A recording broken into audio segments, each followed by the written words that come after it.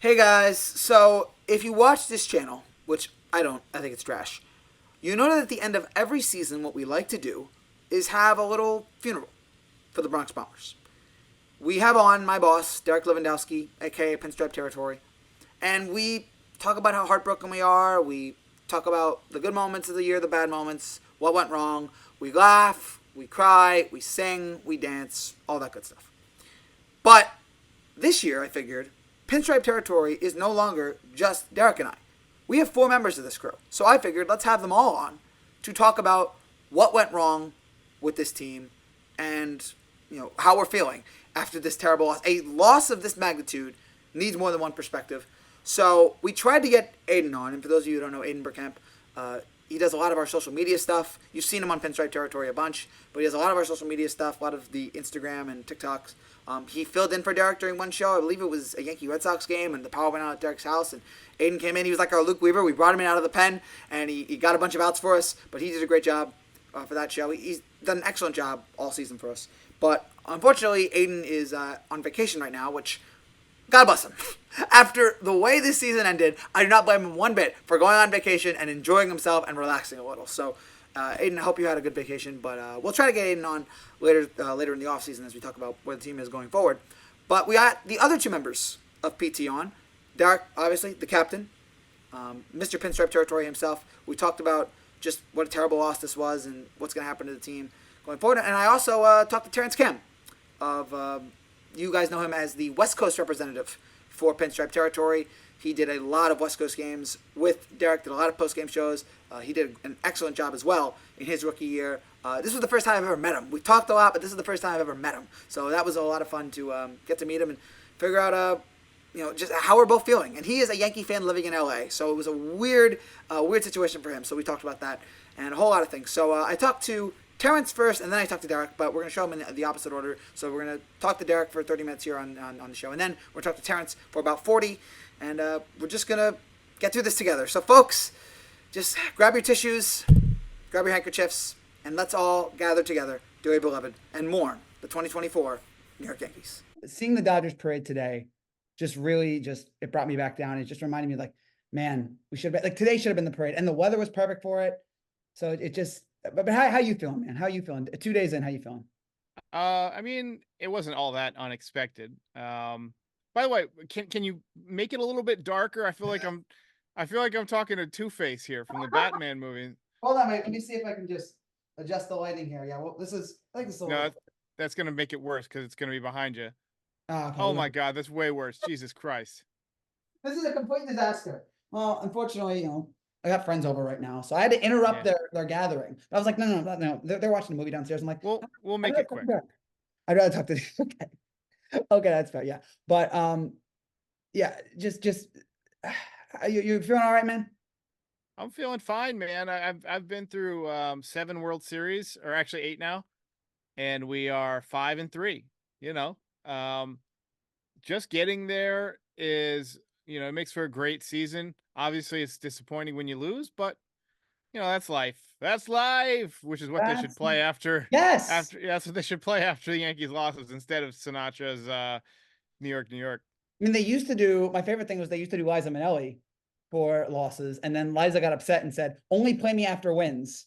And so they decided we're not going to play you at all because we're not replacing Sinatra. Yeah, I've never understood why. It just feels so weird to me. Wins, Yeah. losses, the same thing. Hopefully, they get that sorted out. I was going to ask you. So you've been 8 World Series now. Where does this one and tons of other postseason losses? Where does this one rank for you? This is up there with the 2001 loss because Yeah. of the way it went down, where we really like should have won 2 of those games. You know, we should have been having game 6 right now up 3-2, you Just a know? couple plays It- away. yeah. But I mean, it was sloppy baseball. It was sloppy baseball. You can't get away with that in October. I mean, it's disappointing. 2003, I felt like the real World Series was Yankees Red Sox, and I feel like those teams went at it so hard that, like, I thought the Marlins would have beat either one of those teams because both of them were so beat up, so tired. And beating the Red Sox felt like the World Series. It was the most euphoric moment of my baseball watching life when Boone hit that pennant winning walk-off home run. But I mean, that was a disappointing. It was a letdown. But 0-1 was like 0-1 ripped my heart out because it was like if game one happened in game seven, right? Yeah. You remember? So like it was Mariano, he had the lead, and he zipped through the eighth inning, just dominated the eighth inning. I think he struck out the side on maybe like 10 pitches. It was absurd how dominating he looked. And then things just started to go wrong.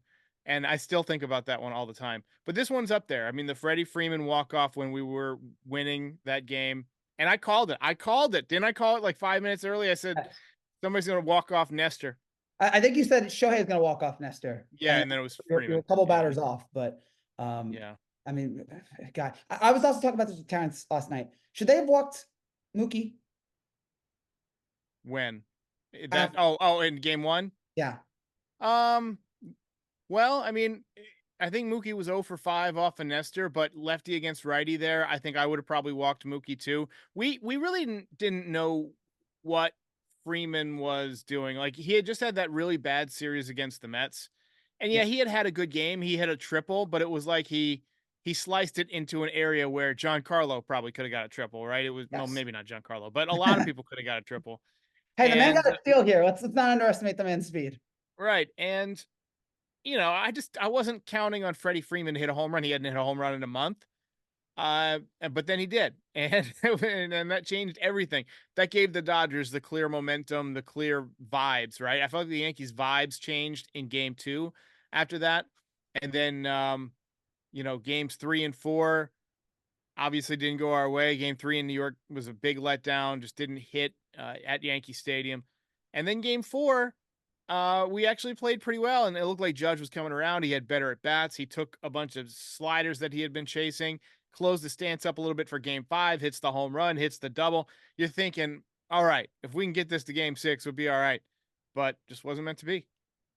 Wasn't meant to be indeed. I will, if there's any positives I can take away from the World Series, is I'm going to be thinking back to that Volpe Grand Slam for a long time. And no matter what happens in Volpe's career, he's always going to have that. He's always going to have that one special moment of, and so it was just great because we've all been up and down on Volpe for the last 2 years. We've had our good moments with him, our bad moments.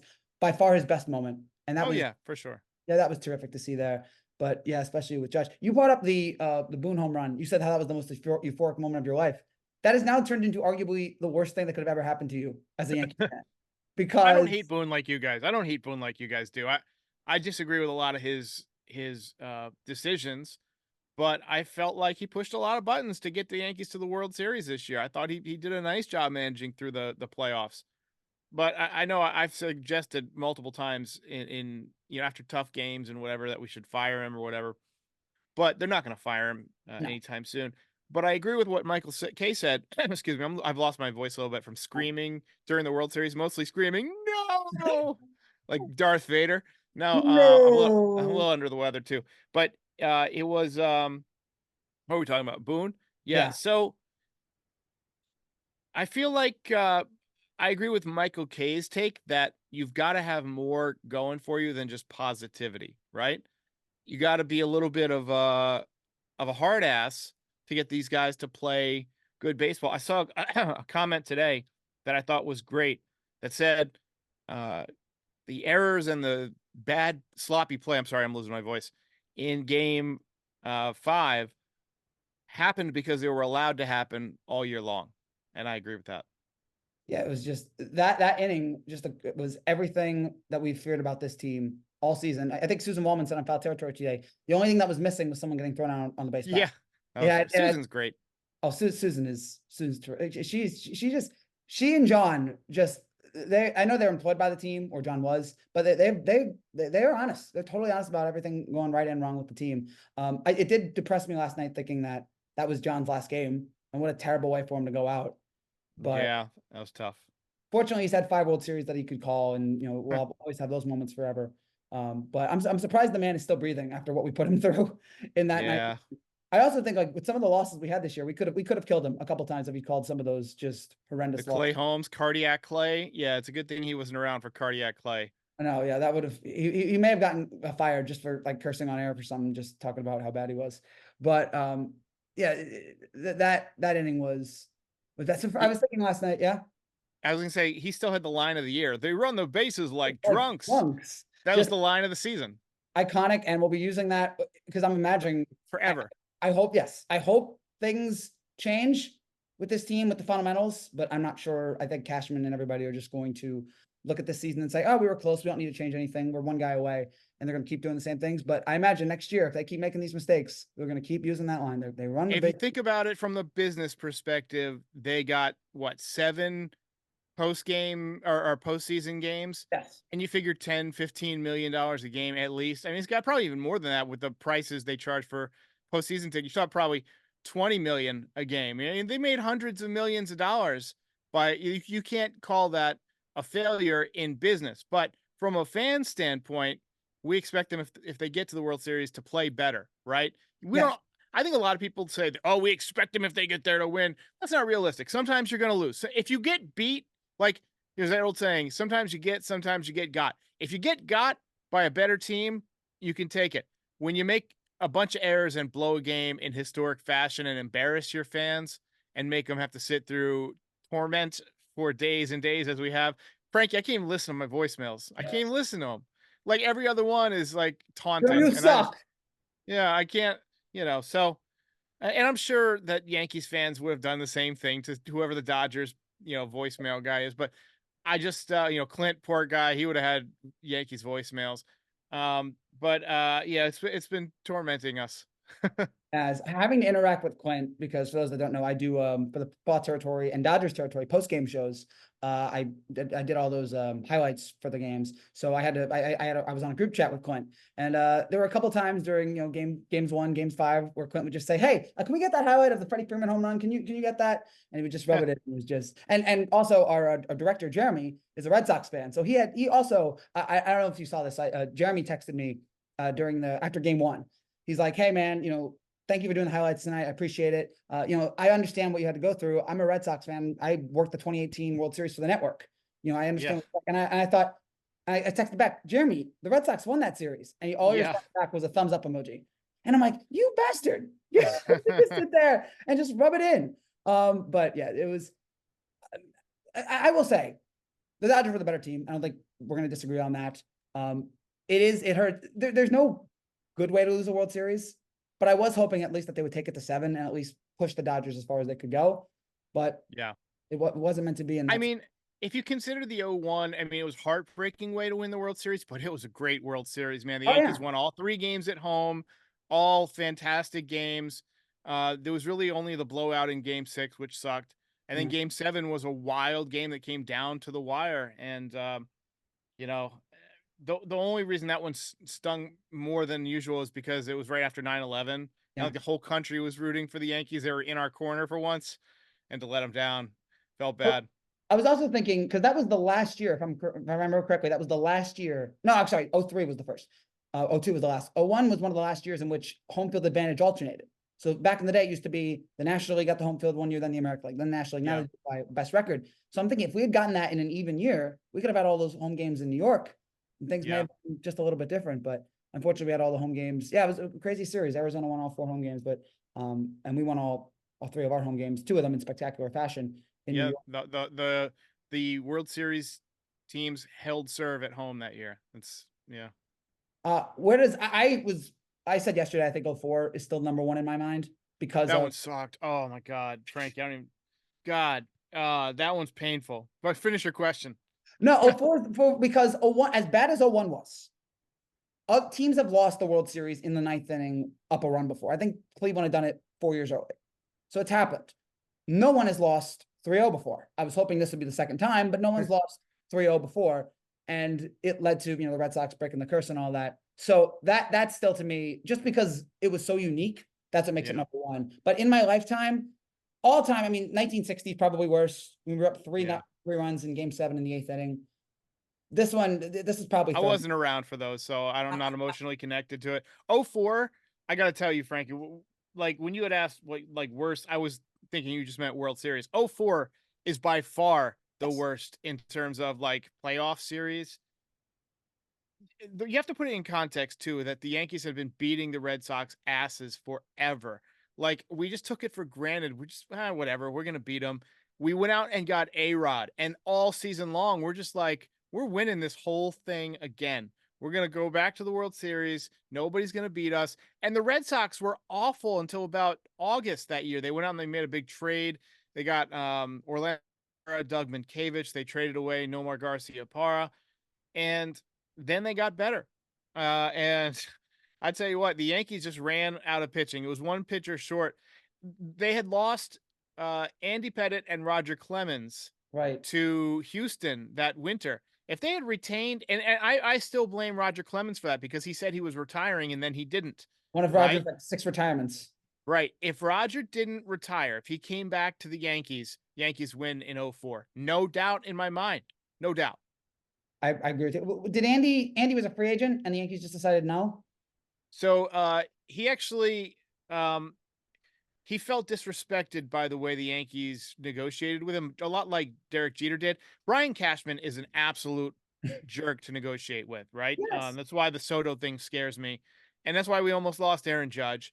The guy is just, he's a dork and he doesn't like show these athletes the respect that they deserve. And he was really tough on Andy Pettitte. And Andy Pettitte eventually at the 11th hour got a bigger offer from the Yankees like a day before he was set to go to the Astros. And he said, you know what? They didn't respect me. I'm going to the Astros. And he took less money to go to Houston. And then he came back later on and made amends once he realized like it's no fun to play in Houston compared to New York. Yeah. But I was heartbroken when Andy left. Yeah, that year would have been different if we had either Roger or Andy, because our Game 7 starter was Kevin Brown, who was like maybe in his career. And Kevin Brown had the previous year had a 2.39 ERA, and he pitched really, really well in the beginning of that season. I remember he was like 2-0, 3-0, and I was listening to Mike and the Mad Dog, which I used to listen to every day. Yeah. And I heard Mad Dog say, "Well, I tell you, if Kevin Brown's going to throw the way he's throwing, son of a gun, he could win 25 games." Like that. I remember that. Like, Like it was yesterday. Got to make sure. I don't know. We got to see what Kevin Brown can do in a big spot here, dog. Yeah, Dog said, I don't know if he's going to be there in the playoffs. I just something. How about can he him. respond in a big spot? Yeah. How's he gonna do when the lights are brightest? That's the thing. If you've listened to Mike and the Mad Dog growing up, you have definitely spent, I think Bill Simmons wrote this, you definitely spent at least 100 hours mimicking their voice in conversations, like, because it's so fun and just so easy to do. I can do Mad Dog a little bit, I tell ya, but I don't do as well with Francesa. I don't do as well. And Francesa, he's got this slow cadence. That's what makes, and Francesa is one of my heroes as a broadcaster. And when I'm delivering my monologue, and if you're watching this channel and you don't watch me and give me a view sometime, if you do watch me, I basically write a monologue of all the different topics. That's why it's so focused. When you turn on the post game, you see there's 4 topics. I'll write thoughts that I want to go through, and in order to say it properly, I got to slow down and kind of go at a Francesa pace, right? When I'm ranting or just spitballing, I'm faster. But when I'm sort of like working through the thoughts that I've pre-written, I go to deliberate Francesa-like pace, and that's why he's one of my heroes. Well, Judge should have caught that ball, dog. I mean, you just look at in a big spot, in a big moment like this, you got to be able to catch the ball. I mean, Mikey did a terrible job there. He did a terrible job. It's 3-0 out there in the 5th inning. You have a chance to get it out. You have a chance to get out of the inning, Mikey. We could just do the rest of this thing as Mike and dog. But what we talk? Oh yeah, we were talking about Kevin Brown. You mentioned it to me on Twitter that John Beebe actually was better than I remembered him being, at least in Game 2. John Lieber, yeah, he pitched really good in Game 2. I think he had, maybe 5 2/3 no-hit innings. I can't remember exactly. Maybe it was 1 hit. Honestly, I've done my best to black out that series. I don't go back and watch the games or anything like that. But I remember he and Mussina 2 nights in a row pitched really, really well to put the Yankees up 2-0 in New York. There's actually a fresh documentary out, which I watched. It's called The Comeback. Yeah. It's on Netflix. I watched it. It's really good. I turned it off right when they were like, and I still haven't finished it. Like right when Ruben Sierra was about to ground out to end Game 7. I was like, I took myself right to the peak, and I couldn't live through that last moment again. Traumatic moment for 6-year-old Frankie. That was that time Yankees Red Sox was just so fun. I was thinking there were 2 Yankee Red Sox moments that I watched live, even though I was 5, 6 years old, that I watched live that are indelible. One, I watched Pedro throwing Don Zimmer live. as 5-year-old me, I was like, this is the most unbelievable thing I've ever seen in my life. A young man throwing an old man onto the ground, an old man charging him. And I also saw the A-Rod Jason Varitek fight live. Where A-Rod was like, Nice. F you. So yeah, but the Red Sox lost that game, so that was kind of. But I remember like being at my like cousin's house and we watched that whole game, and that was just must see TV. Those I don't think we'll ever in baseball, like even what you saw with the Padres and Dodgers here in this postseason, you'll never see a rivalry with that intensity, with that dramatics, all the hoopla Yeah. that you'll see with Yankees Red Sox. It was the perfect time. It was just special. They really hated each other. I mean, they really hated each other. It was fun.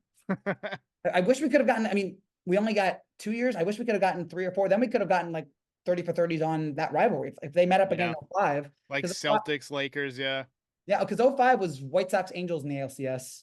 And that if I remember, I think the Red Sox lost to the Angels in 5, and the Yankees lost to the Angels in 5, and the Red Sox lost to the White Sox in 4 or 5. So that could have been, we could have seen a third match, and that would have been must-see TV watching those two go at it for a third year in a row. As we look back on the season, are there any moments in the season that you look back on and like what was the best moment of the season for you? Obviously, it's got to be the Soto home run in Game 5. I mean, yeah, that was great. I'll remember it a lot less fondly if he signs elsewhere. Yeah. The Judge grand slam against the Red Sox was amazing. I'm trying to think, I'm such a big Martian fan. When he hit that big home run in Seattle, and then he hit another one in Oakland, I'll remember those just because I'm such a big fan of his. Probably Jazz going crazy right after we first got him. I had a buddy staying with me. He was staying with me for about 2 months this summer, and he was watching all the games with me. And I just remember how much fun we had watching, Jazz after he got traded to the Yankees. Austin Wells' big 3-run home run into the bleachers. There were a lot of good moments. Garrett Cole shoving against the Orioles to win the division, that type of thing. It's probably, of the years I've been doing this was year 5 that I've been doing every game. And yeah, this has to be the most enjoyable season just for everything that happened. Yes, the ending sucked, but you don't get to the World Series without there being so many good moments. So yeah, I'll take that into when I think about it, but it's, yeah, again, as I mentioned, the ending just leaves a sour taste in your mouth. But Soto hitting that home run, I don't know if I made the joke to you, but because Soto hit the home run to send us to the World Series, that means 20 years from now, we'll get Juan Soto as Yankees manager. Yeah, yeah. Hey, 20 years from now, he might still be playing. He's so young. Yeah, that would be that'd be something there. As we, what do you think's gonna happen here in free agency? Main stuff, like who's gone? Who do we think is gone? I think Gleyber Torres is gone. I think he'll probably go someplace like Seattle that has like a big outfield, and he'll hit 290. I think he won't hit for as much power. Juan Soto, I think, is going to sign with either the Mets or the San Francisco Giants. I could see him going to the Dodgers if they choose not to re-sign Teoscar Hernandez, but Teoscar is going to be cheaper and he's great in LA. I think they're going to just re-sign Teoscar, which to me leaves the two main contenders for Soto, other than the Yankees, as the Mets and the Giants, the two big spenders that have both outbid the Yankees in recent years. So Mets bid $325 for Yamamoto. Dodgers bid $400 for Aaron Judge. So did the Padres. And Judge came back to the Yankees, obviously, but it was very close. I think that Soto's going to not give that kind of, New York discount. I think he's going to go to the highest offer, and I think the Yankees know that. And they're probably going to have to spread some of that money around. I could see him bringing in Bregman. I could see him bringing in Blake Snell. Honestly, you sign Bregman, you bring in Blake Snell, you move Jazz back to second. That fixes the second base defense. You trade for a first baseman, maybe. I don't know who you get. I mean, I don't know if Ben Rice is the guy. He just didn't do enough down the stretch. He's not a He good did something defender. to your head, at least.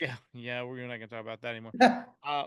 I could see him going out and getting a first baseman. I don't think they're gonna sign Alonso because I don't think they want a righty. But I could see him go out and trading for somebody like Nathaniel Lowe or something like that. Like a good, solid baseball player, contact guy, good defender who hits for a little bit of pop.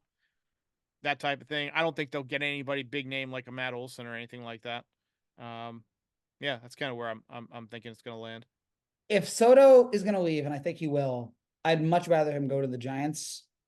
Don't have him come and have him don't have him just be across town and be a constant reminder that we couldn't pony up and get this guy.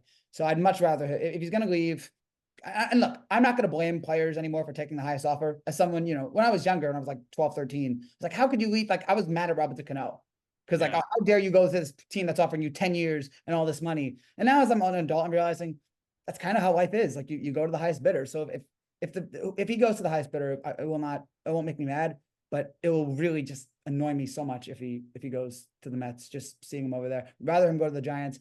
There was the report last week that he might go to the Dodgers, but Jeff Passan turned that down. But I would say if he went to the Dodgers, that is Kevin Durant going to the Warriors. That you just become the most hated Yankee of all. Yeah, and they'll win 3 or 4 World Series before it's done, over the next several years, if that happens. For sure. And he knows that too. He knows that, believe me. Him and Shohei in the same lineup and Freddie Freeman, and I mean, Christ, that would be sick. Shohei, Soto, Betts, Freeman, Manfred has to step in. If that happens, Manfred's got to step in. Like when David Stern vetoed the Chris Paul trade, he has to step in and say, "This cannot happen. We cannot allow this we cannot allow this much star power." I don't know anything about the Chris Paul trade. Tell me about this. So in 2011, the Clippers the Lakers and the Hornets, New Orleans Hornets at the time, worked on a deal to send Chris Paul to the Lakers, and this was the Lakers coming off 2 titles. No, this was the year after the title, but they had Kobe, they had Paul Gasol, they had Chris Paul, and for some reason, and I think because the NBA was involved with the NBA owned the Hornets at the time. It was weird. Like the Hornets didn't have an owner, so the NBA kind of owned it. So David Stern, the commissioner, just vetoed the trade and just said, and basically his reason was just, I guess this deal just doesn't work for New Orleans. So yeah, he vetoed that, and Chris Paul ended up going to the Clippers, and they ended up having many second round exits after that. So yeah, that's what happened. It was a weird time. I remember like being a 13-year-old being like, how is that shouldn't be legal. But yeah, so I don't think Manfred's not going to do that, but it would be that just cannot happen. But hopefully he'll resign with the Yankees, and hopefully we won't have to worry about any of this. Couple more things before we go here. I just wanted to go over the belt leaderboard, which for the first time you've been doing this. When did you start this? 2021? I can't remember when we started the belt. I feel like it might have been 2021 because it was like Luke Voigt was on the team at the time. He might have got the first belt. No, I remember who got the first belt. You want to guess? We talked about this. Do you remember who got your first belt in 2021? It's someone you would never guess. Give me a second. First belt 2021. Trying to think of who was on the team in 2021. Tyler Wade. No. Chris Gittens. Chris Gittens. You're right. I would have gone through 100 players before I said Chris Gittens. It's a great trivia question. I think he got his first hit that day, and so you're just like, "Hey, let's get this guy the belt." And Chris Gittens is now in Pinstripe territory lore for her getting the first of the belt. And this year, for the last 3 years, Judge has been the guy who's had the most belts. Weirdly, even though Judge is going to be the MVP, Soto had more belts. Soto had 18 total belts. Judge had 14. Heel and Rodon both had 9. Cabrera and Stanton 6. 4, Nestor, Austin Wells, Anthony Rizzo, Trent Grisham, Garrett Cole, Anthony Volpe, and Luke Weaver. 3 for Clark Schmidt and Alex Verdugo. 2 for Stroman and Torres, and then a bunch of guys but 1, including you, Darvish, who we can thank Terrence for that. Terrence, who was just like a troll. That was the night that Darvish gave up like 4 or 5 home runs. Yeah, I remember that. And then I think the Voyager spacecraft won once. I think that was after a loss. Maybe, yeah. The belt is interesting how people have taken to that. It was just kind of like a fun little thing that we outed, and now it becomes like this huge thing that people wait for. Next year when I do the show, it's going to be a little different because I'm not going to do the blow-by-blow recap of the entire game because I feel like I hit it twice. I do the instant reaction where I touch on things, and then I go through the pitching, and then I go through a couple of other storylines. So next year, we're probably going to not do just like the 5 minutes of me just recapping everything that happened in the game blow by blow, but we'll still have the belt, but it'll be more like key takeaways. Here were my key takeaways. Maybe we'll look at some stats, things like that. And then we'll probably have an extra section after that, StatCast, where we do like the top StatCast, speeds and stuff like that from the day, show the win probability chart. That'll be like the last segment, and then we'll do the final thoughts. So I'm already thinking we've been done 2 days, and I'm already thinking about how to make the show better, how to make it different, how to make it a cooler experience. And I like that people love the belt. I almost spilled water on myself. Almost. It gives people a reason to stick around for the whole show. And yeah, Soto winning. I think he had more big hits this year, right? I mean, Judge had a lot of, he had a lot of early game first inning 3-run home runs. Soto seemed to get that big hit late in the game a lot. That's I think that's a fair assessment of it. So how do you, and last thing before we get going here, because I know you got Terrence on later tonight.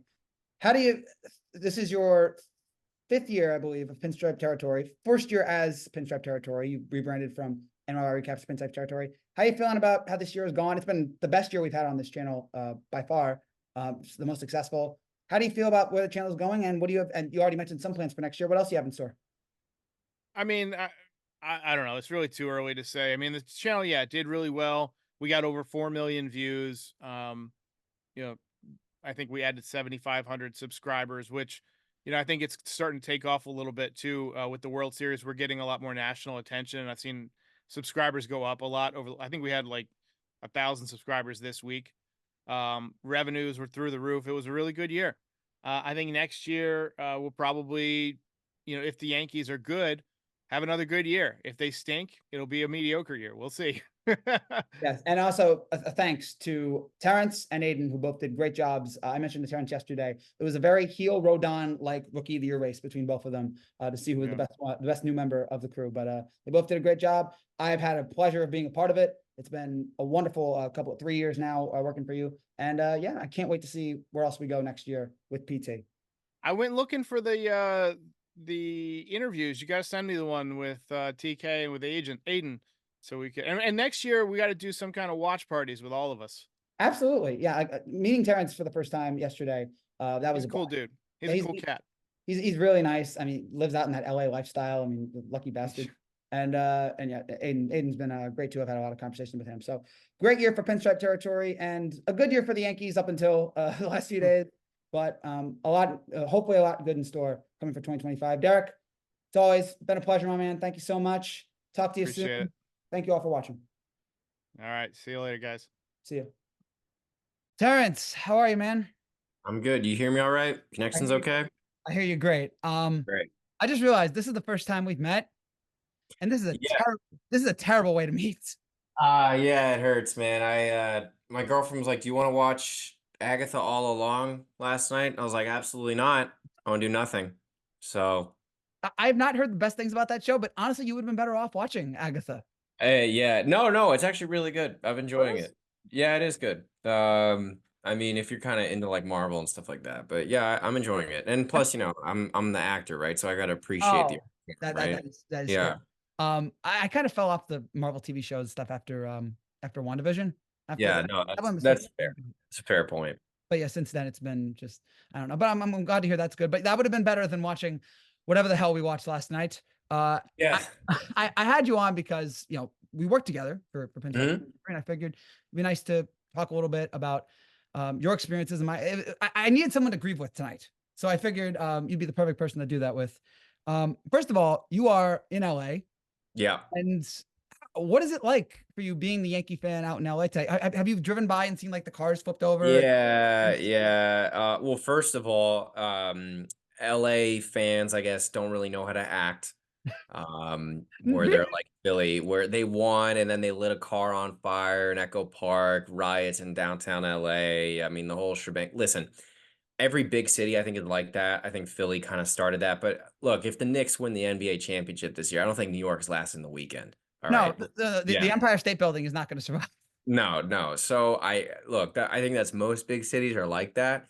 But yeah, I took some pipe today at work. A lot of Dodger fans wearing their stuff. And listen, look, they get to do it. They deserve it. I was talking to a colleague today, and I was saying the Yankees, obviously the Dodgers won the World Series on paper. We all know this, but the Yankees lost the World Series. The Dodgers did not win the World Series. There is an enormous difference between those two things because quite honestly, there's two critical moments in this World Series. Obviously, the 5th inning last night. Obvious. I'm not going to really get into that. Judge, I'm not even going to kill him. First error the entire year. It's going to be magnified because it's the World Series. I get it. And he was obviously struggling at the plate. But the play there is Cole not covering first. That's the play right there. Also, how come Matt Blake never came out to kind of calm things down and maybe stop the momentum? It's almost like in basketball, when the team's on a run, you call a timeout. Hockey, Hockey, football, you call a timeout, you stop the momentum. So that was odd to me that they didn't do that. But the critical play to me, and this is like the microcosm of his Yankee career and the 2024 Yankees, is game 1 in the 8th inning. Shohei Ohtani hits a double. They throw it in the infield. Gleyber Torres does this lazy pick attempt, boots the ball. Shohei goes to third. Mookie Betts sac fly ties the game at 2 in that inning. If you don't do that and you keep the ball in front of you and Shohei stays on second, sac fly, he goes to third, and then they ended up K'ing Freddie Freeman, if I'm not mistaken. They retired him with a pop out or something. You get out of the inning, you win 2-1 in game 1. That means you get out of LA 1-1. You lose game 3, you win game 4, you win game 5. If barring that 5th inning, you should have won game 5. That means you're coming back to LA 3-2 with game 6 and 7 ready to go. You take your chances with those 2 games. Simple stuff, man. Fundamental stuff. We don't believe in the fundamental stuff. So that's No, of course not. I've been thinking about this all day. The Dodgers are the best team. They deserve to win this World Series. With that said, we are 1 or 2 plays away, and you can have your choice between like 7 or 8 plays from this being, as you mentioned, up 3-2. You mentioned the play there on the Ohtani double. I was also thinking about that as Waldo. It was a tough play, but if Waldo makes that defensive play, I was also thinking back to game 1, maybe don't walk Mookie Betts there. Maybe, I mean, yeah. I understand that they're both killer hitters. So like, all right, do we let Mookie kill us or do we let Freddie kill us? But that I'm thinking, all right, if Freddie hits a single here, the game's over. If Mookie hits a single, the game is tied. So it's just dumb stuff like that. And then, as you mentioned, just the nightmare. Also, I think Mookie was like 0 for 6 in his career against Nestor Cortez too, or 0 for 5. He's hitless against him in his career. So why do that? And obviously the move was Tim Hill. If Tim Hill gave up the grand slam, like I would have lived with it because they went with the right guy, but you put in Nestor Cortez in a situation to fail. Like he wasn't going to succeed in that position. He just wasn't. As I think back to as this winter goes along and I'm sitting here in 30-degree weather while you're out there in beautiful sunshine, California. Yeah, it was nice today. Yeah. Thanks for rubbing it in. Actually, you know what? It's not terrible here. I'm wearing shorts right now on October, which I'm thinking, I was thinking today, that's good short term, but that can't be good long term. Like you're in New Jersey and you're wearing shorts on October. Like keeps me up at night. Yeah. There's a lot of things to, I mean, did that especially last night, but throughout this winter, as I'm thinking, there's gonna be 2 things that just pop into my mind frequently. Why didn't Tim Hill get in there over Nestor? And I don't care about Nestor stats. Nestor hadn't pitched in a month. That's where the analytics go off the rails. That's where the analytics don't think about that like this guy hasn't been out there in a month. This guy, Tim Hill's been pitching this whole time. Let him out. So that's what we're thinking of. And then, the entire 5th inning, think about this. If Judge catches that ball, we get out of that inning, no runs, because then Volpe grounder, he throws to first. He doesn't have to throw to third. And then he struck, I forget, was it Gavin Lux? I think he struck out after that. Yes. Gavin Lux was their 9 hitter. And then the lineup came back around. Yeah. So we get out of the inning. No problem. And it just, I want to ask you this also. We obviously not been around, long. We're still young men here. What does this rank in terms of, I can remember 04. I don't know if you have any memory of 04. No. I mean, very, very little, if at all. Honestly, it's funny. Like I was talking to somebody about this today. This is a guy I work with who's an older guy who's a Red Sox fan, which is a very interesting perspective because he was like, I think he was almost about in his late 20s, early 30s when 04 happened. Maybe probably older than that actually, but nonetheless. But his whole life growing up as a Red Sox fan was the Red Sox constantly disappointing him, right? All the time until 04, obviously. And we basically came into Boston and would curb stomp them and then just get out of there. And then I was explaining to him, so I'm born in 2000. Not to make anybody watching this feel old, but I'm born in 2000. So obviously there's the 90s dynasty. We win the World Series in 2000. I don't recall any of that. And then I'm 9 years old for 09. And then as a kid, obviously that locks me in as a fan. Since then, it's such a weird thing because people always go, well, you have so much to cheer about as a Yankee fan. You're so spoiled. Yes and no at the same time. We're always competitive. We always usually make the playoffs. We're always above 500. We're always in contention for major free agents and trade targets. I get it. I understand.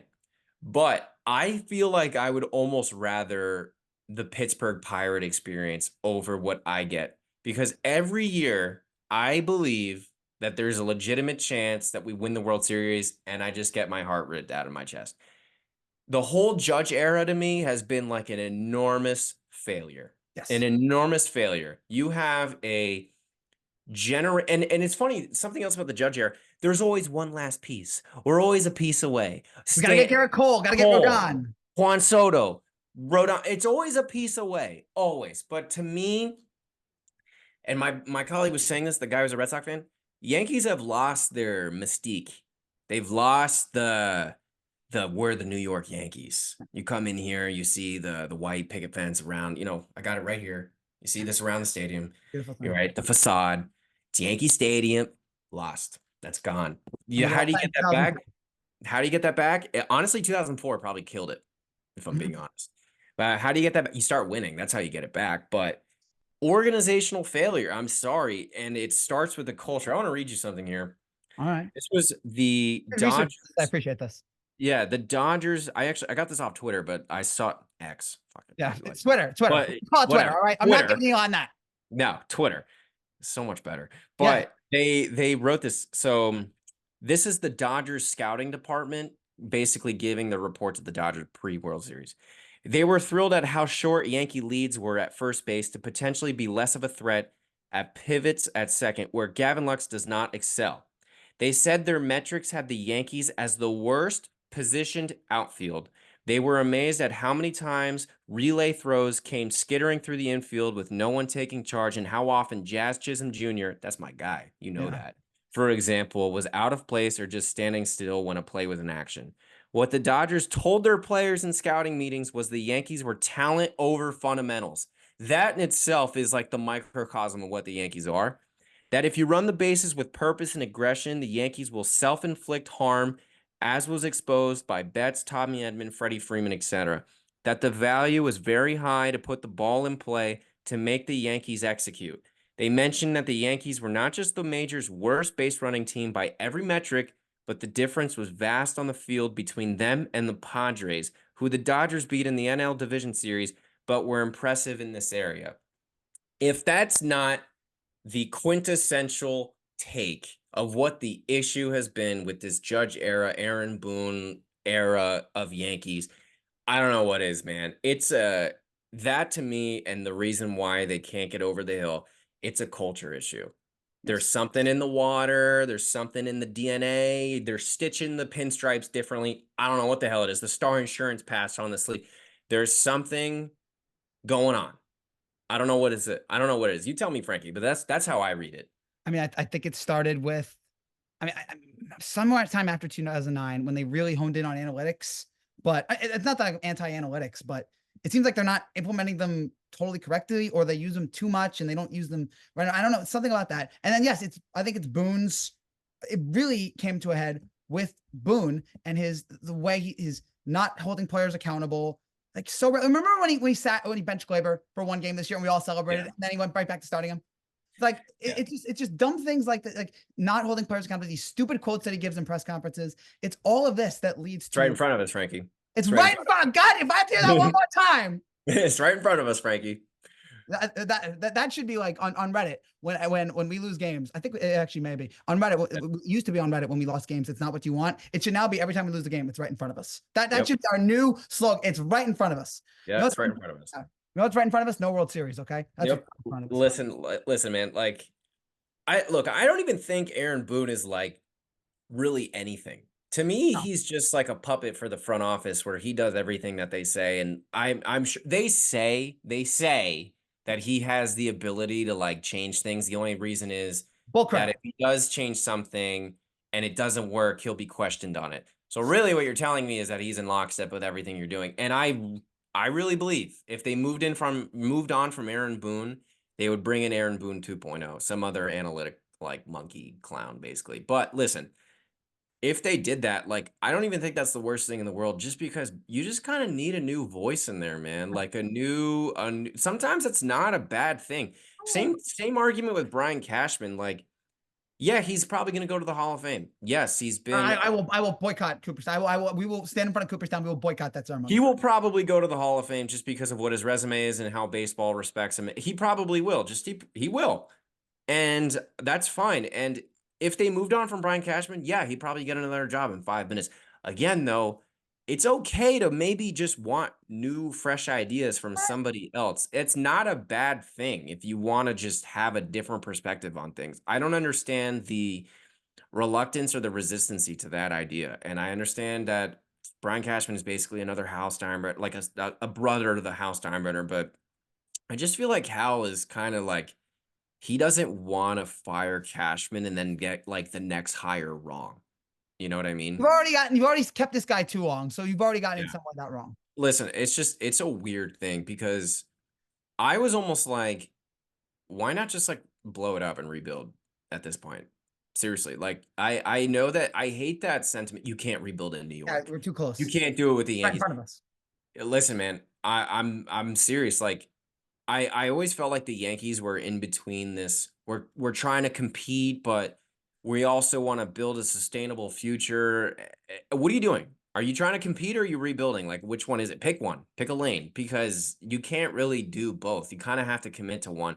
And then they're like, oh, but like then all the fringe fans will like go to the Mets and like we won't be selling ball like the seats anymore. Dude, who cares? Those aren't really Yankee fans then. And they'll come back. I don't They'll want come them. back. I'm sure they'll come back also when the Yankees are good again. I mean, look at the late 80s and then the 90s. I mean, that's kind of how those fans are. I don't care. The Rangers, they sent out their like letter to their fans like, hey, we're rebuilding. We're not going to be that great. And now they're competing for a cup every year. They're a pretty young team and they look great. I just feel like the Yankees kind of need that reset. Aaron Judge is, was he 32? He's going to be 32. He's gonna be Garrett Cole, 34. DJ LeMahieu, disaster contract. Stanton not getting any younger. Who are your young players right now? All right, Volpe's young. Jazz is pretty young. You got Dominguez, but I think they forgot about him. Yeah. He should be starting next season, but I expect him to. Wells is young. All right, so they got some young pieces in there, but your core players are all in their like, their 30s. They're in their 30s on the wrong side of 30. The window is closing. And you know what? Yeah. If the Yankees had gotten rid, or if Judge had signed with San Francisco 2 years ago, which I will say there were a couple times during this series, and I know it's stupid. There were a couple times during the series where I'm like, man, it'd be so much better if he wasn't. But I know it's dumb to think because obviously we wouldn't be here without him. It's just frustrating that when you have to deal with him not showing up in October, you have to deal with it. But yeah, if he had gone to San Francisco, I think that's what they should have done. If he had gone to San Francisco, blowing it up. Yeah, blowing the whole thing up. But yeah, any signs, and now we're kind of stuck in this situation here where, and you're right, we don't have much time left with this group. Like Cole is not going to be this great or this good, forever. Judge, you can't expect 60 home runs from him every year. Stanton, I mean, I'm not going to say anything negative about Stanton after how he carried us in this postseason and more than made up for his contract, the way he played in October. But he's not getting any younger. All these guys, it's just, the window is just, it's just so frustrating. They're in a really weird place, especially with Soto's a free agent now. And I think he's going to the highest bidder. Like hands down. It's not even like, I'm sure he loved being a Yankee, but if Steve Cohen backs up 800 mil for him, he's going to the Mets, guys. Yeah, exactly. End of discussion. Like I really do. Not taking a hometown discount. No, and plus me personally, I think he's going to the Mets. I've already like mentally accepted that. I just think that, and they got a lot of young talent coming up, a lot of money coming off the books. Like the Mets, it's interesting. The Mets just had the 2017 Yankee run. Yes, that's what they had. And they're at the start of this run they're about to have. So good for them. Great. But if they're going on the start of the 2017 Yankee run, there's going to be a lot of disappointment that comes up. Oh yeah. But a lot of years of, we should be in the World Series every year. Yeah. I think just the difference is, are they going to execute it better? So we got Stanton the next year. They get Juan Soto. Who would you rather have there? I mean, you probably rather have Juan Soto, right? But they're both October performers. Juan Soto is obviously made for the moment. I mean, the guy is unbelievable, and if anything, his price point went up. I don't think he's coming back, unfortunately. And then you're going to be in a really weird spot. Then you're just going to have to hope and pray that Jason Dominguez turns out to be the phenom that we think he's going to be, and that can replace Juan Soto essentially, which is a lot to ask from a guy who's like 21. And you're going to really have to hope that Spencer Jones turns out to be something as well. Otherwise, I don't know, guys. I don't really see a very bright future ahead if that's not the case. When I saw the report last week that Soto's going to the Dodgers, or that the Dodgers are interested in Soto, I was thinking, I mean, first of all, that would be the equivalent of, that would be the Kevin Durant signing. That'd be the Golden State Warriors of baseball. Yeah. And Juan Soto would become like the most hated like ex-Yankee ever. Like just for the Goes fact to the that, Mets, he will. of course. But I was Yeah. also thinking, I'd much, if he has to go, and I think he will, because I don't think the Yankees are going to be willing to pony up all that money No. for Soto. I'd much rather him go to the Dodgers than the Mets, because it's like, all right, 100%. yeah, I can't live with the idea of, and look, I don't hate the Mets. My dad is a Mets fan, long suffering Mets fan. Fortunately, I got out of that and was able to enjoy, a couple years of success in There the you go. 2000s. But I'd much rather see him on the Dodgers winning a title than here in New York, where Definitely. I just can't deal with. We are supposed to own the Mets for the most part. Yeah, they're supposed to be little brother. And if he goes to the Mets, it'll definitely be a little bit of a changing of the guard. For sure. Yes. Because of the mystique that I was talking about, the aura. And what does mystique do? How do you get that? It's winning. What were the Patriots before Tom Brady? Nothing. What were the honestly, what were the Warriors before Steph Curry? Like all One these Rick Barry title in the 70s. exactly like all these franchises that have that. Kansas City Chiefs, probably another one. I mean, they had Joe Montana for a bit, but like recently, the Chiefs are the Chiefs because of Patrick Mahomes. Like, how do you change that narrative? You have to start winning. You have to start winning. And if the Mets rattle off 2-3 championships with Juan Soto, all of a sudden, think about that. but you know what I mean, though? Like it totally has to do with winning. That's where the mystique is. So I'm sorry. It's just kind of a grim sort of. I just feel like there's a very grim. This was the year. Yes. This was it. You had to win this year if you were going to win. They made it to the World Series. Playing the way they did with the lack of fundamentals, I don't even think they get through Houston if Houston beats Detroit, to be honest. No. I don't even think they get through Houston because they have their number. And it's just, that's to me, the bottom line. If you guys take anything from this conversation, there's a lack of accountability for fundamentals and the simple basic stuff that you have to do extremely well if you want to be good. And there's a little bit of a lack of, and I'm not saying the players don't want to win. They want to win. The guys were like basically like tearing up in the post game. Like they want to win. I know they do, but you got to do the little stuff correctly, man. You got to do it well too if you want to be a great team. But are they going to teach that? Is this man. World Series going to be the thing that makes Cashman and Boone finally realize, you know what? We've screwed it up this whole time. We got to start teaching fundamentals. Is this going to be, I just feel like their ego is just so, especially Cashman's, is just so big that they cannot. I've always made this joke about Brian Cashman. There's a reason why this man is divorced, because he never takes responsibility for anything. Like the man is never in his life. He always is the person that blames you instead of him.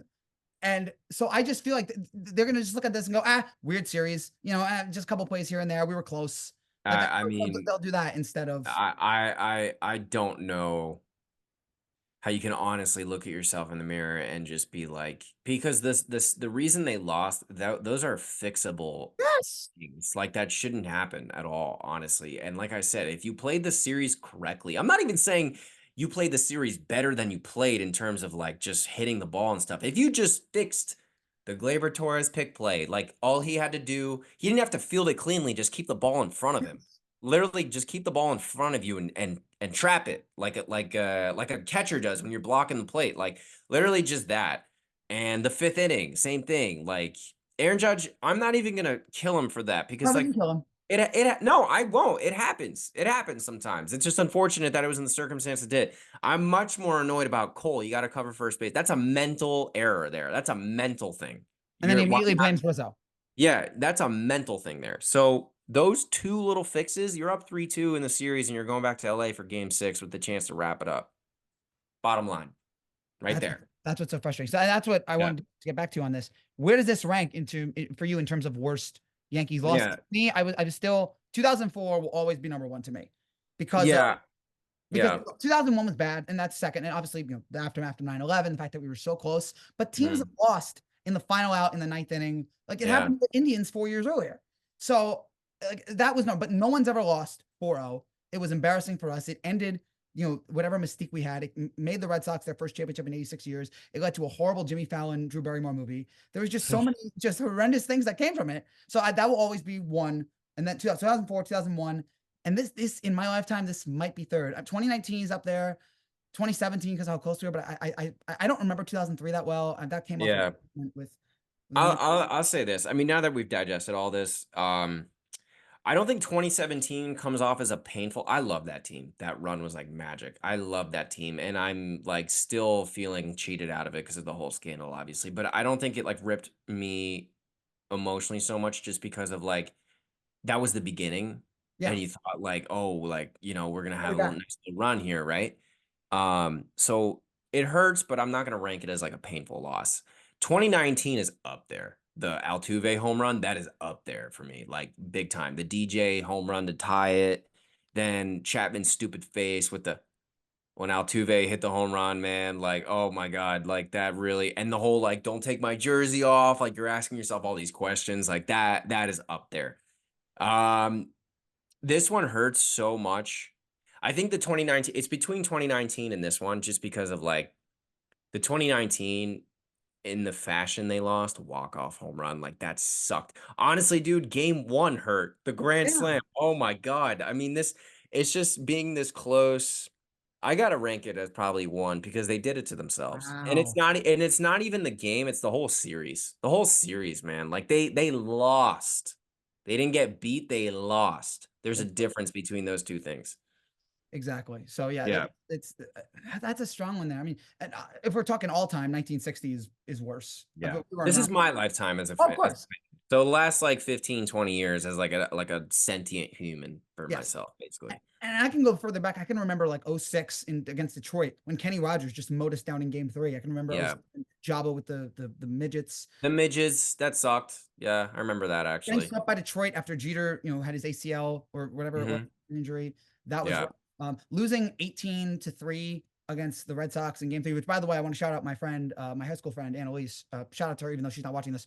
In 2018, she was at the Brock Holt cycle game where they won like 18-3. And then she was there last night. And so I'm saying, stop going to Yankee playoff games. You only go to actually 2018, I was at the game where Glaber grounded out with the Gary Sanchez hit the warning track fly ball. I was sitting in the bleacher seats in left field, like right in front of that, basically. I was actually right behind the guy that threw the beard at Kimbrel in the bullpen. So I was at that game. That hurt. That hurt. Yeah. No, I mean, 2020 is a weird one to think about because it was that's a wash for me. It just sucks that we signed Cole that year. COVID happened. That's just like unfortunate circumstances, honestly. Like, honestly, if we won that one, I would have been like, yeah, we won, but it wouldn't have been something that I'm really like super excited about just because of the circumstance. But it would have set up an epic Yankees Astros ALCS. Yeah, definitely. That would have been terrific, especially with all the animosity. So, and with 2017, I don't even think about the cheating stuff. I whenever anyone brings up the trash can, the buzzer, first, what? You froze up on me for a second. Oh, sorry. My computer is, I have an old computer and it could like shut down in a minute. So you're good. Just worry about that. Just make sure that's okay. But yeah, when I think about 2017, when someone brings up the buzzers or the trash cans, I always think, in 4 road games, we scored 3 runs and we got shut out in game 7. Like that's not buzzers. That's not wires. We just weren't ready. Nope. So I think about, and I think the same about 2019. I don't believe the whole he had a buzzer in. No, the what in 2019? I don't believe that. No, I buy the he had a buzzer thing. Like, I don't think it's the reason we lost. It just makes it hurt that much. Same thing with 17 in game 7. We didn't score any runs. That has nothing. It's just annoying that they did that. Exactly. You know what I mean? But I don't think it's maybe the pinnacle reason that we lost. And I'm not going to say in 2017 we beat the Dodgers. I don't know. Maybe we don't. But I do feel like we may had an increased chance of going to the World Series if they didn't cheat. Let's just go with that. But 2020, I think that's why it was so different for the Dodgers to win this time around, because the 2020 World Series, like, I don't really think people take it all that seriously. Maybe they would have if it was a 162 game season, but obviously that wasn't the case. 60 game season, like, I just don't think people really take that ring as super legitimate. Which is a shame, because if it was their team, they would be trying to hype it up. Yeah. But I think even the announcers were saying that for the Dodgers, like, this one, it just hits different. It just does. Absolutely. Like, it's a real one, if you will. And the real one since 88. So for them, I understand, and And good you for could them. tell, that like that it really meant a lot to LA with the celebrations last night, the Nike commercial. Did you see Yeah. that? Yeah, dude. Yeah, trust me. I saw that. It was right in my That face. was that was a fire. For those that haven't seen it, the commercial starts off with like the end, like the D is the Dodger logo, and then it cuts to credits of all the players and all the coaches on all Yeah. that of the Dodgers, and it's set to "I Love LA" by Randy Newman. It was actually, I saw another one. It was the Hollywood sign, but it said champions. yeah, that was yeah, man, Nike's just so good at that, and it also makes me Yeah. wonder, like, because I don't know if you saw the great ad they did for the New York Liberty with like the. Yeah, with the ring on the hand, that was cool. That I was was just in cool. there going like, man, Nike, like 30, 40 years and they're still the best at this. And Yeah, whoever they got in their marketing team is doing a great job. yeah, whoever it's just Mhm. genius. And it was also making me think, what did the Yankees have? What did they have in store for the Yankees? And hopefully they have something when eventually the time comes. I Something don't that, know. They'll probably have something cool, but and then the other one was Hollywood sign, but the D on the end was in blue, so that yeah, was kind of cool as well. But I, yeah, it, I it like, yeah. just hurts, just sucks. That's it. It's just, all day I've just been spending just being depressed. Like the Yep. whole day I just sat there and just, my mom was trying to cheer me up and I was just like, I got Nope. nothing. Like, and I didn't think this would hurt me this much. Like after game 3, I'd kind of resigned myself to the fact that we weren't going to win. In fact, I'll tell you, throughout game 5, I'm the most nihilistic Yankee fan you could find. So throughout game 5, as Judge is hitting his homer, as Jazz is hitting his homer, as Stanton's hitting his homer, with the Verdugo RBI single, it's 5-0. The fans are going to go nuts. Everybody's thinking game 6. All I'm thinking in my head is, all right, how are we beating Yamamoto in game 6? Rodon can't beat it. That's all I'm thinking about in the moment. Right. All I'm Right. thinking about is Right. how do we get to game 6? Like how we Yeah. fix that. So Well, honestly, the reason it hurts is because they should have won that game and they gave it away. And if you win that game and you send it back to LA, all of a sudden LA is starting to sweat it. yeah, Because now you're in game 6 and you're staring, blowing a 3-0 lead in the face. And if you lose game 6, it's like, oh my God, it's game 7. We blew a 3-0 lead. Is this going to be Red Sox 2004? and it would have been And you start to believe, Yeah. but they gave it away. They didn't even give themselves a chance to actually be in the conversation, to give themselves a chance to even accomplish that, if that even makes sense. Do you know what I mean? Yes. So it's just so difficult to think about there. Just Yeah. a couple other things here before we get going, because I paid for I don't have a Zoom account, so this is like 40 minutes and that's it. Oh no, you're good, man. A couple things. Who is, if I guess we would both agree that if we're gonna blame the person most responsible for this, I guess it's Boone. In terms of the whole structure of the team. If there's a player, probably Judge, right? Yeah, just because I definitely think he's hurt his legacy as a Yes, I was Yankee. gonna ask you about that. 100%. He's definitely hurt his legacy as a Yankee. The thing about Judge that's even more frustrating though is that he could have fixed it if they didn't blow the game, because he looks like he had gone on base 4 out of 5 times. Even the one that he didn't get on base, he flew out to deep left center. Like it looked like he fixed something mechanically. Like Yes. he finally figured it out. And I genuinely think that he would have probably came through game 6 and 7 and totally changed the narrative for the entire postseason. Because let's say they win game 5, they go to LA for game 6, he rakes and he hits like 2 home runs in 6 and 7, so a home run each game or something, and they win. Totally changes the entire narrative about the playoffs. He's the hero.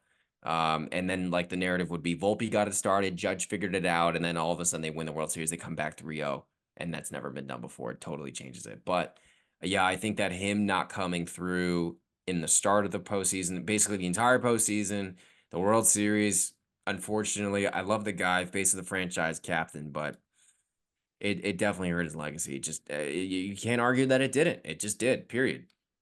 Yankee fans, I feel like, are going to have they already have a much different relationship to him. Like for 7 years, he could do no wrong. He was the golden boy, Yeah. the hometown, he grew up in our system, the face of the franchise. And now I feel like we're not going to care. Like he's going to win MVP in a couple weeks and we're not going to care.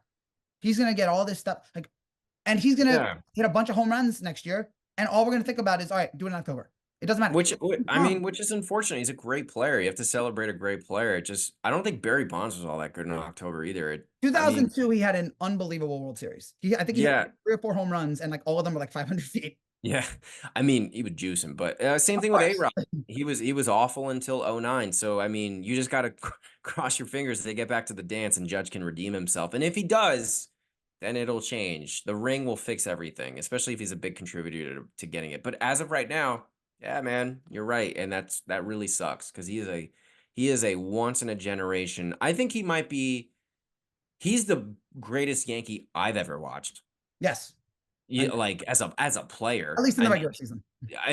yeah, but as a player, like just skill set wise, I mean, the guy's unbelievable to hit 50, 60 home runs with like a 330 batting average, plays gold glove defense in right, very solid defense in center, other than the mishap last night. But you know what I'm saying though? Like, guy's unbelievable.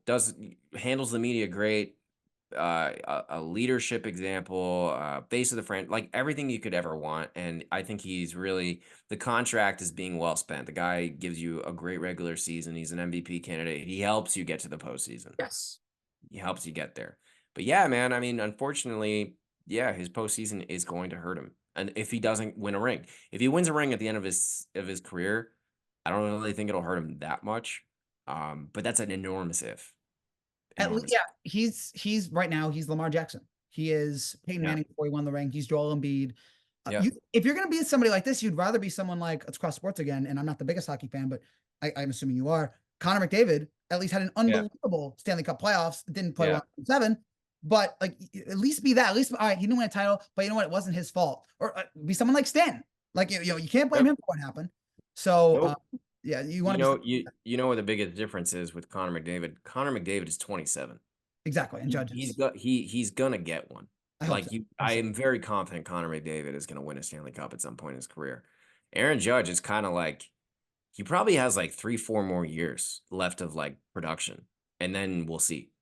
Get something done. If that. But yeah, absolutely. But yeah, but Judge is the number one culprit in that one. And then you have the other guys like, Jazz. I guess he was good in game 1, but he struggled a lot in the postseason. Verdugo was bad. There were, I mean, He started to come through at the end there though for Jazz. He again, another guy who kind of fixed it a little bit. Tommy Kahnle kind of got thrown off the hook a little bit because everyone the focus was on the 5th inning. He couldn't we took the lead. That's going to be forgotten about. We took the lead, and then Tommy Kahnle couldn't throw a ball anymore. And yeah, that's a Boone thing, because if you bring in Clay Holmes there, because of the 3-batter rule, why not just keep him in there? Because I know they wanted to avoid Weaver throwing 6 outs, which he ended up doing anyway. So why not just keep in Holmes, see if he can keep going, and if he gets a guy on, then you put Weaver in then you put Weaver in a bases loaded situation when Kahnle hasn't had command all World Series. Like, the move there was to keep Holmes in there, so you could have taken him out in any circumstance at that point. Like, if you put Kahnle in, he's got to pitch 3 batters. So if you kept Holmes, you avoid that. Let's say he gets a guy on first at bat, then you bring in Weaver at that point. And I do think Weaver ran out of gas at the end, he was unfortunately. great. But you know what this all comes back to? You produced the show for Derek on Pinstripe Territory. Who are the 2 guys, the 2 guys that I wanted at the deadline? One of them was Jazz Chisholm, and the other one was a relief pitcher who got traded to the Dodgers, and that's Michael Kopech. We needed Michael Kopech. That was like the missing piece in the bullpen, because that would have been the difference in that situation right there, bringing in Kopech. Man, just having another arm in that pen, that would have. That's who I wanted. I said if we get Kopech and Jazz, I'll be good with that. This is why you should be GM. I know, right? How? Call him. Another thing, one last thing here before I get to my final thoughts. You know what really hurt last night? Throughout all of this, just losing the game and the heartbreak of the season ending. You know what really hit me? What really hurt the most? That was John's last game. Yeah, that's I mean, I'm surprised the man is still breathing. We almost killed him. Like, he has that's his last, not only home game, his last game in general. And that's what sent him off. What a disgrace. That's the end of an era right there, and that hurts, because I grew up with that guy. Listening to him in the car with my dad. Every time a Yankee would get traded over, a new Yankee, the first thing my dad and I, what's the Sterling call? Like, immediately. Yes. And that's too bad, man. Well, thank you, Terrence, very much. Me and my friend, when we go to Somerset Patriots games, we'll spend the whole game just imitating John and Susan. So they'll be like, cut on him, strike 3. And John, out of the bullpen is brought to you by Payless Boilers. And we just go on that. Yeah. Oh, yeah. You do a pretty good Susan, actually. But it's like, the pitch, cut on and missed. Yeah. John, what a great job he did there. Last thing here, just to wrap things up. The reason why I want to talk to you, I need someone to mourn with today, but also this was your first year with Pinstripe Territory. How did Derek reach out to you, and how did that whole thing happen? Well, Derek had posted something on his YouTube channel about like hiring some sort of intern, and I'm obviously a huge Yankee fan. I always felt like, and obviously I'm out in LA giving my hand in an acting career, so like being on camera is kind of something that gotten accustomed to, and I just felt like I could be pretty good at it, and something that I wanted to try and wanted to do. And so I sent Derek this like mini, I guess some sort of like audition tape in a way, but not really, just to kind of talk about myself and my fanship and all that. And then he basically sent me a message back, and he was like, "Yeah, like let's set up like a Zoom call." And I think he was considering some other people, and I got the gig, and I've enjoyed every show that I've done this year. I'm grateful for him to take a chance on me. And all I can hope is that I did a good enough job for me to stick around for next year. I've really enjoyed every show that I've done. And I hope that he was happy ultimately with the choice that he made with going with me. You did an excellent job. For years, I was the only guy working. For the last 2 years, I was the only guy working with Derek, and it was great. I was the only guy working in the field. I was just churning out, just planting the crops. I was the only guy out there. And fortunately, this year we got 2 great additions: you and Aiden, And who Aiden, yeah. we can't, unfortunately. Aiden's off this weekend. He's on a vacation, which is good for him because after what happened, Needs it. man is He there. needs it. Yeah. But you guys both put together a terrific Rookie of the Year campaign. It was very heel Wells-esque. Oh, yeah. Campaigns. So Yeah. both of you did an excellent job, and yeah, it certainly helped out improve Pinstripe. This is a great year for Pinstripe territory as well, changing the name, joining the Fox Network. It was a wonderful year, and we thank all that to the fans. Yeah. For all the support, you guys watching every post game, sticking with us through the thick and thin, the good times, the bad times. And listen, I think we'll do some episodes with some off-season stuff, additions, signings, and all that, and get ready for 2025. Absolutely. Well, Terrence, thank you so much for talking with us here. God bless you, course. and hope to see you around down the line. And let's just pray that next year's end of season video is a lot more happier than this one. All right, man. Thanks for having me. Good See ya. meeting you, man. Take care.